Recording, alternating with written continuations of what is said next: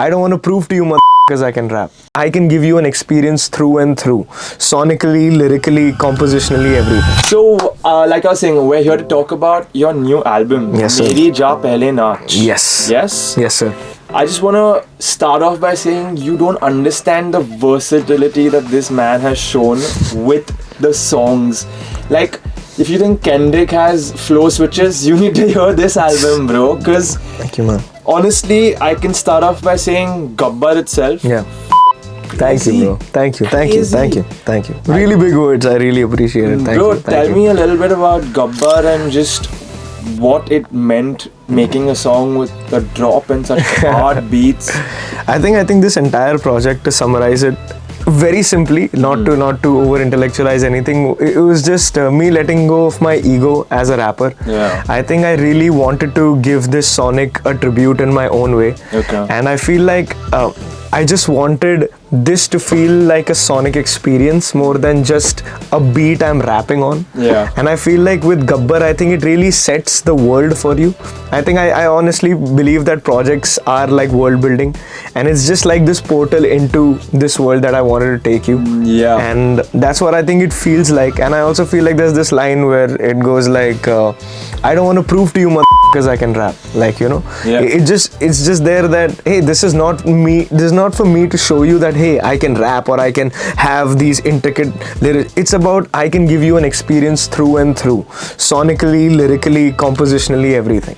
So it was just the idea behind it. You definitely showed in all those aspects that Thank you, you brother. have Thank you. executed and how it was giving like, so you know, Once Upon a Time in Mumbai type. Yeah, fucking I get it. crazy, dude. Like Yeah, the yeah. 70s, 80s Yes, sir. sampling that you've Yes, used, yes, and yeah. for example, even dude, the artwork, Yeah. it's got that Pioneer and Blopunk ka. Yeah, you know what the I'm talking about, visualizers. right? Yes. Correct? So that font Yeah, with everything, yeah. it's just crazy, bro. Great Thank you, man. Going from Meri Jaan Pehle Naach, Yeah. I'm gonna go throw it all the way back to Masroor when you just began, okay? Yeah, Masroor was like 2 years back, I think. Yeah. That's 2022. Okay, that was with Katoptris. Is that the pronunciation? Now he's Faisal, but yeah, Katoptris. Okay, now he's Faisal. Yeah, So yeah. from then to now, Yeah. tell me 3 things that have really changed in the execution process. Like 3 things you know now you would laugh at the fact that you used to do it that way and now you do it this way. So, like, just to put it in a little bit of context, I began in 2020, and Masroor is a song that dropped in 2022 or 23 last year 23 actually. Yeah. So, like all of your Dhundlas, Hauslas, my previous EPs were there out of that. I think Masroor was definitely a very special record because I feel like after a while, I think I was in a very vulnerable place and I wanted to put that out. And that song with Faisal or Katoptris was, I think, the best like expression for me at that point. Okay. And I think I was at a very different headspace in that place. I was like, I have to really be consistent. I have to really put out songs with, you know, quality and quantity. Correct. Now I feel like I'm in a place where I can find peace in the fact that I can take a little more time and drop a project and let it breathe for a while. Yeah. I think I was in a lot of hurry. I think to just show people what I was capable of. Yeah. And I think I was just like caught up in the sauce. I think I was really too deep in just to try and prove people that, hey, this is what I can do. This is what I can showcase, everything. Yeah. And I think once you take a step back and you just breathe a little bit, I feel like you really find your life a little more realigned. And I think I'm a step closer to that right now. So basically, like how every successful artist goes through that phase of trying to prove himself to go into the phase of I don't need to prove anything to anyone. Yeah. And that's kind of what you were telling me with one of the lines that you had in this album of yours, where you're just like, I don't have anything to prove to anyone about how well I rap. Yeah. And you don't, because your numbers speak for themselves. You have 120k plus subscribers on YouTube. You have nearly 100k followers on Instagram. And just for people who are wondering why he's so good at speaking, his elocution and grammar comes from Mr. Horma's Ragina. Yes, sir. Yes, sir. To Mr. Yes. Homie.